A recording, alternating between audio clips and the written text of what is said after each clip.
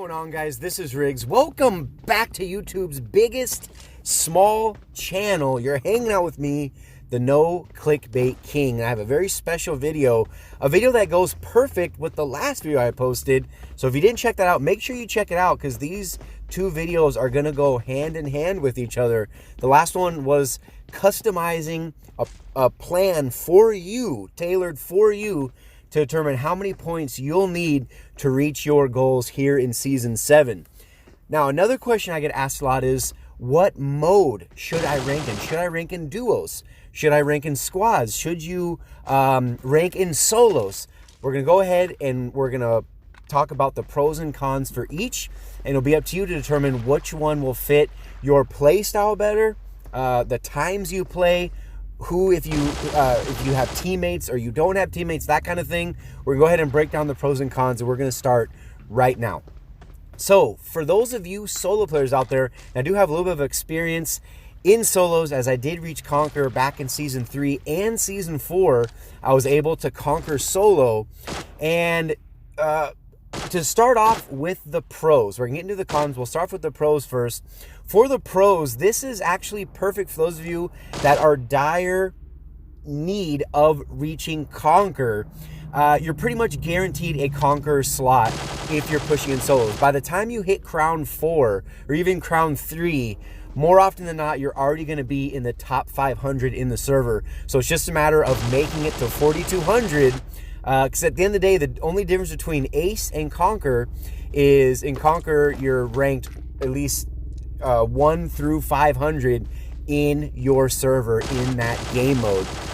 Those are the two biggest differences right there.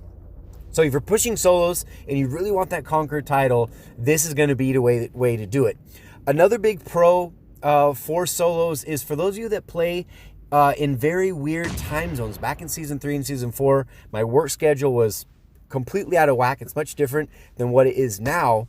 So more often than not, I would either have to play very early in the morning or very late at night, often when none of my teammates would be on, when I really wouldn't have anybody to play with. And for those of you guys that are pushing to Ace or pushing to Conquer, it's very, very difficult to do it. Let's say it's to say the least, it's very, very difficult to do it with just quote unquote randoms.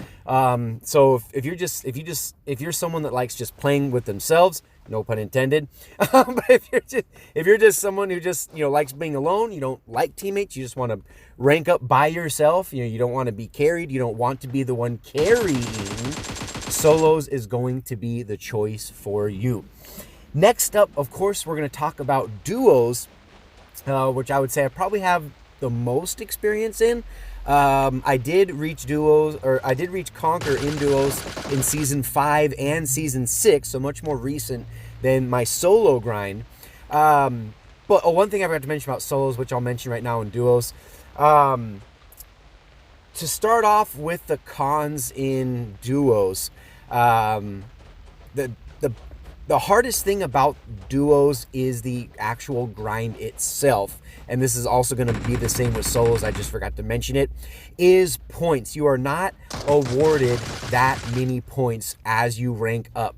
By the time you're getting to like Diamond 2, Diamond 1, and beyond, I mean, you could get a chicken dinner with 7 or 8 kills. Just have a really solid game, and you might only get plus 12. After a while, that can get... Oh, the grind. It is insane. The points for duos and the points for solos are pretty much the same. Just to put it into perspective, I had the same amount of points that I had in squads and duos last season. I was about 4,300 for each. And I made it to Ace in squads last season in 120 games less. So in duos, I had to play over 200 and something games, where I made it Ace in squads in just over 100, just to show you guys that the points you get in solos and duos is pretty much non-existent, and it really, really starts to feel like a grind. Another con about duos is, and it's not crazy technical, but it has to do with being knocked. Because you're in duos, it's not as dynamic as squads. When you're in duos, it's just you and your teammate. You're going up against someone else. It's just them and their teammate. So if someone from an enemy team knocks you, that means you're pretty much guaranteed getting pushed. Because they know there's only one of you and there's going to be two of them because you're knocked. That should make sense, to the majority of you watching this. So it makes it very, very challenging, especially as you rank up. If you get knocked and you're within less than 100 meters, 100 meters or less away from the enemy, you're getting pushed, and more often than not, you're probably going to end up getting wiped.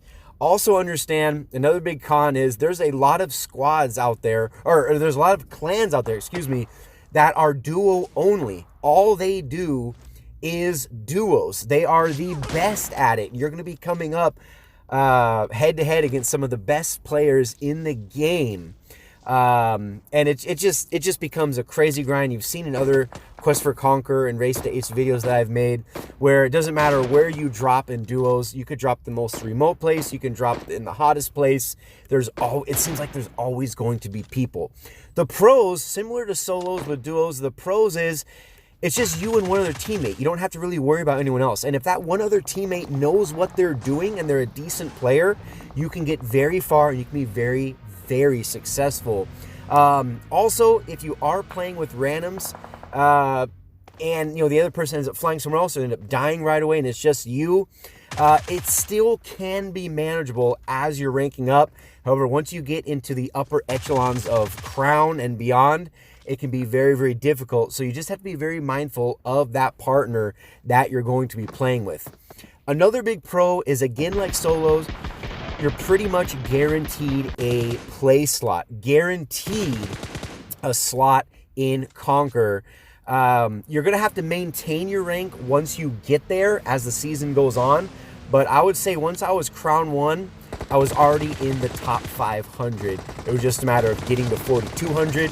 And then once the season started going on, I'd probably play a game once every 1 or 2 days. I'd play a game maybe once every day or so, maybe 2 or 3 days. I'd play at least one game just to maintain that Conqueror status so you don't get pushed out of the top 500. Now for squads, of course, this is going to be the last one. For those of you that want to rank in squads, understand, and I'm talking to pretty much everyone that's watching this video, more than likely, at least for those of you TPP players, you're not going to get Conquer in squads. And when I say you're not, what I really mean by that is you pretty much have to have the best squad out there that is going where you guys are all on the same page. You're all trying to rank. You're all very, very good players. And I've played with a few TPP players, shout out to Fred, that are in Conquer, and these guys are a step above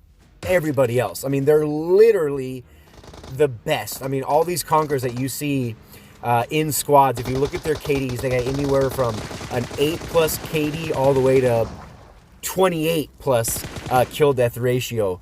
So understand, unless you're in that upper echelon of players, I mean, the top 500 in squads by far is the most popular. It's played by literally millions upon millions upon millions of people. I think Google just released that PUBG Mobile just hit 100 million active daily players. That is insane. And 100 million people, and only the top 500 get Conquer in squads, which is the most popular to play. So if you're trying to reach Conquer and you're pushing in squads, I wish you nothing but the best of luck. It's going to be very, very difficult, especially in TPP. In FPP, it is very, very possible, as there's not as many people playing in FPP. You're going to be going up against some of the best competitive squads in the land. But you can still get, if you're in that 4,400 range, you can still make Conquer in FPP squads. If you're a TPP player like myself, I'm sorry guys, you're just literally not going to do it. Especially for those of you in the Asian server, where it's even crazier. I mean, these guys are getting 8,000 points at the end of the season. Nothing but the best of luck. However, though, if you just, at the end of the day, the only difference between the Conquer and the Ace is you get the Conquer frame, you get the clout, you get the bragging rights, all that good stuff. But for those of you that want to reach Ace, squads is going to be your best bet, solely based on the fact that you get more points in squads. And you don't have to have 3 other players playing with you that are complete gods. You can have just average players working together, and you can rank up very, very nicely. Sometimes you can even go duos versus squads, and you can still have a decent game.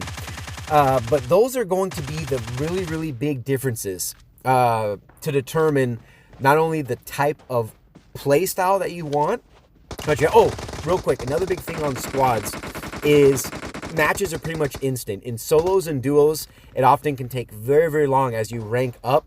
It can take sometimes more than 1, 2, 3, 4, sometimes even more than 5 minutes to get a match. But in squads, it's like 5 seconds. I mean, again, it's the most popular. The most people are playing it, the more likely you are to get a match. Hopefully, this video is going to help you on your whether you're going on a quest for conquer, whether you are going to challenge yourself in your race to ace. Hopefully I've been able to lay everything out very, very nicely for you. Kind of went over the pros and cons for solos, duos, and squads. If you have anything you would like to share, definitely leave that down in the comment section below for not only myself to read, but for everybody else watching this video and for those of you in the Riggs Army. And if you'd like, you can always join my Discord server where there's always a conversation going on. Shout out to all of you guys. I think we're coming up on almost 1,000 members in the Discord server. So link is always in the description if you want to come over and say hello to me or anybody else in the Riggs Army, or for those of you that want to say what's up to those of or to the guys in Ridgeline, feel free to do so. If you found this video helpful and you want to see more videos like it, make sure you drop it a like and subscribe if you are new here. And until the next Quest for Conquer or Race to Ace video, hopefully this video helps you on your journey.